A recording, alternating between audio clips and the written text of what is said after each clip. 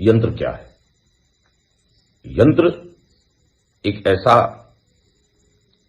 सामान्य भाषा में समझा जाए तो एक ऐसा सर्किट है, जैसा आपने देखा होगा एक इलेक्ट्रॉनिक सामग्री जब हम खरीदते हैं तो वह एक सर्किट होता है उसमें, और वो सर्किट में जो कुछ एक डिजाइन बनी होती है। मैं बहुत सामान्य भाषा में समझा रहा हूं आपको।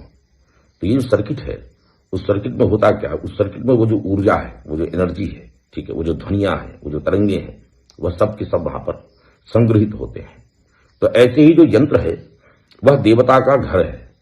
यंत्र जिस भी देवता का, मान लिया जाए महाविद्याओं का यंत्र हो, चाहे जैसा भी यंत्र हो, वह देवता का घर है, वह देवता का निवास स्थान है। यदि देवता का प्रादुर्भाव होता है, जागृति होती है, तो उनका जो निवास है वो उस यंत्र में होता है। और यंत्र ही एकमात्र सर्वश्रेष्ठ साधन है देव शक्तियों से संपर्क करने का। और श्रेष्ठतम यंत्र कहा गया है यज्ञ कुंड को, आहुति कुंड को, जिसमें आहुतियां होती हैं, जिसमें मंत्रात्मक तंत्रात्मक आहुतियां होती, सर्वश्रेष्ठ यंत्र कहा गया है। और एक अर्थ और भी है यंत्र का, वह है कि ऐसा पात्र, एक ऐसा पात्र जो मंत्र और तंत्र को अपने में समाहित कर ले, वह भी यंत्र है। तो यंत्र की बहुत सरल परिभाषा यही है कि एक ऐसा पात्र है वह जो मंत्र और तंत्र को अपने में समाहित कर सके, वह भी यंत्र है।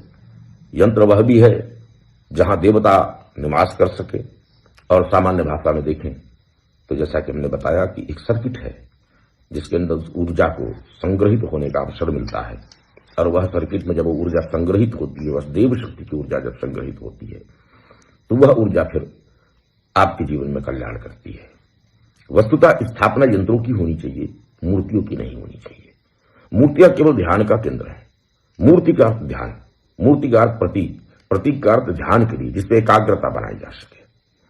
तो मूर्तियां एकाग्रता के लिए है, लेकिन यदि स्थापना होनी चाहिए तो यंत्र की स्थापना होनी चाहिए, क्योंकि वह जो देव शक्ति है, वह जो ब्रह्मांडीय ऊर्जा है, उसका निवास स्थान उसका यंत्र है। और यंत्रों का निर्माण विधिवत होना चाहिए, स्पष्ट रूप से उसका एक तरीका है। यंत्र के लेखन की एक विधिवत विधि है। यंत्र यूं ही उठा करके छाप दिए जाएं अगर, तो वो काम करें, ऐसा संभव नहीं है।